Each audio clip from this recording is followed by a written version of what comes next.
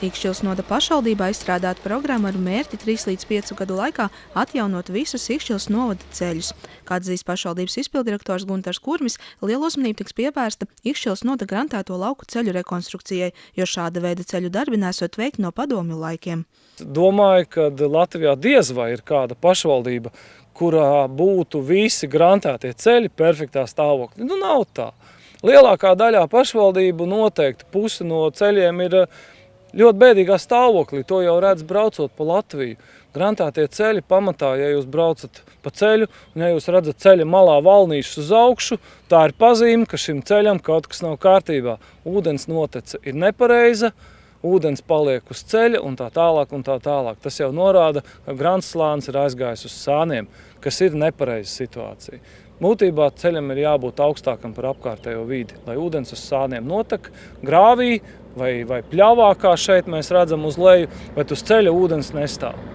Turklāt jāņem vērā, ka remontdarbu izmaksas esot aplēsas te uz pusi mazākas kā sākotnēji plānots, jo pašvaldības rīcībā esot grants karjeras, kur iespējams iegūt nepieciešamo materiālu, kā arī iepriekšējos gados esot iegādāta tehnika, kura tiks izmantota darbu veikšanai. Ja kādai no pašvaldībām ir savā teritorijā šāda grants iegula, kur var iegūt ekonomiski, tas ir izdevīgs process, tikai jābūt saviem priekšnoteikumiem. Mēs, piemēram, šogad nopirkām vienu frontālo iekrāvēju. Pagājušajā gadā nopirkām traktoriem piekabis. Vēl gadu iepriekš pirkām vēl vienu traktoru. Tā traktora tehnikas bāze, viņa ir veidot laika gaitā, kura šobrīd dod to savu efektu. Ja šādas bāzes nav, tad vienā gadā to pacelt droši vien ir ekonomiski diezgan pagrūti, jo tā tehnika ir jāsagādē, un tehnika tas nav tikai aparāts. Tā ir arī garāža, tas ir arī speciālists, kas ar viņu strādā.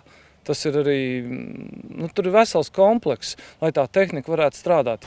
Guntars Kurmis norāda, ka adekvātā apjomā katru gadu pašvaldības budžetā tiekot iekļauts nepieciešamo ceļu remontdarbu izmaksas, tādā veidā nodrošināt pašvaldības ceļiem sakoptu stāvokli turpmākos 20 gadus. Irīna Ohota, Vārts Supe, Ogres televīzija.